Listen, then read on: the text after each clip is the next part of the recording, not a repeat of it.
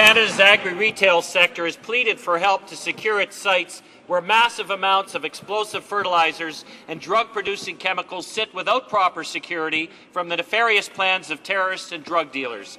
President Obama has instituted security tax breaks for the industry to secure American sites, while in Canada, Conservative ministers refuse to even meet with agri-retailers to keep Canadians safe.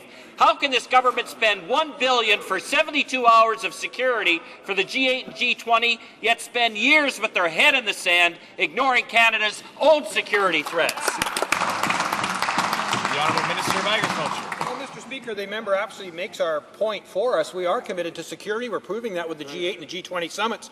Having said that, we continue to work with agri-retailers. There seemed to be some miscommunication coming out of the Liberal years when they're left hanging high and dry. We'll work with them, Mr. Speaker, and make sure that Canadians are well served on all fronts.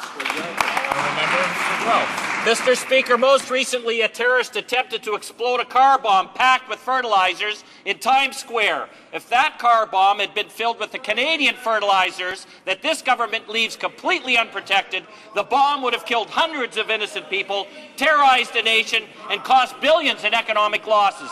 The government's own members from Edmonton, St. Albert, Yorkton, Melville, and St. Boniface have joined with the official opposition and the industry asking for action to keep Canadians safe. With all that's at stake, what excuse does this government offer for its continued neglect of our public safety? The Honourable Minister of Agriculture. Well, Mr. Speaker, I'm left in a bit of a quandary here. If that member was so concerned about this issue, why didn't he raise it on all the cross-Canada tour that his committee just did? Why did he not bring it up at that point? There'll be a report coming up, Mr. Speaker. He's screaming about raising in the House. That's not real Canadians, Mr. Speaker. I'm not sure why he didn't bring it forward at those committee meetings when we actually had agri-retailers before us. We continue to work with the sector, Mr. Speaker.